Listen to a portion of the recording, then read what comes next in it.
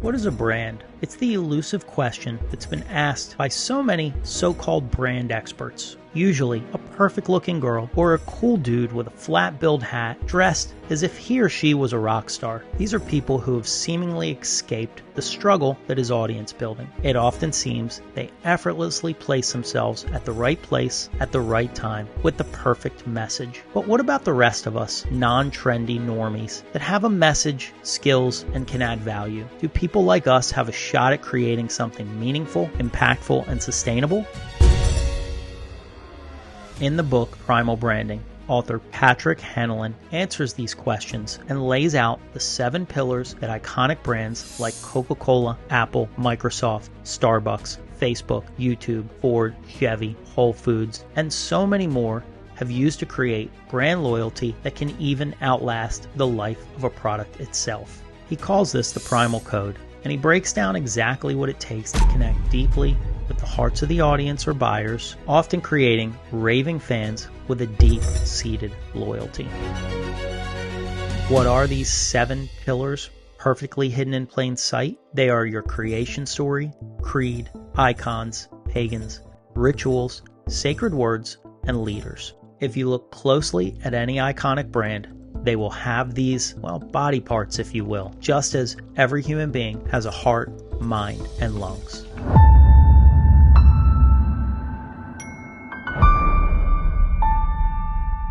All great brands have a genesis story. Let's take the well-known story of Starbucks, founded initially by 3 partners that loved coffee. But the real story begins in the 1980s when the business is sold to Howard Schultz, who was an employee of the company at that time. After returning from a trip to Milan, where he experienced the vibrant outdoor cafes where so much culture is experienced, he went and transformed Starbucks, turning it into a cafe that was espresso-based drinks where people in the United States could have that same European coffee culture experience that they're so known for, and at the time was absolutely non-existent in America, except for maybe just a few places.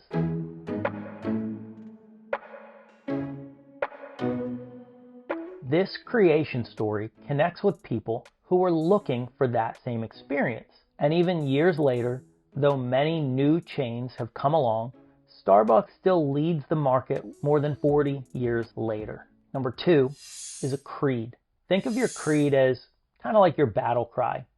Think built Ford tough. We bring good things to life. Think different. No rules, just right. These are all examples of a creed. Your creed simplifies your brand values and your voice while connecting with the heart of your audience. As a Gen Xer, I remember those first Apple commercials. I was like, this machine was made for somebody like me, even though I didn't even use a computer at the time. Next is icons. In an article written by Patrick Hanlon, he says, icons are quick concentrations of meaning that we instantly identify and feel something about. Icons can become cultural memes like the hashtag or streaming smosh, the Mickey Mouse ears, or Kim Kardashian's figure. Think of the last time you entered a store for the first time or landed on a new website. Within microseconds, you knew if you wanted to stay and be a part of this thing or get the heck out of there. What is your recognizable icon? How do people immediately get the feeling that this is you when they land on your channel or your business or come to your website? In that same article, Hanlon says every brand group has its haters, and these are people that don't want to be a part of your community. Think about Mac versus PC, Democrats versus Republicans, vegans versus carnivores, Brooklyn versus Manhattan, New York City versus Los Angeles. He also says, by the way, there is nothing wrong with somebody telling you that your belief is wrong. This actually helps to solidify your beliefs and solidify your community. Now, it seems like now more and more every brand is trying to be so inclusive that they really water down the brand story. I think many YouTubers get caught in this, as I do as well. But let's get real here. Not every brand is for every person. For example, X Games are for people that want to live on the edge, while a knitting club might have a very different audience.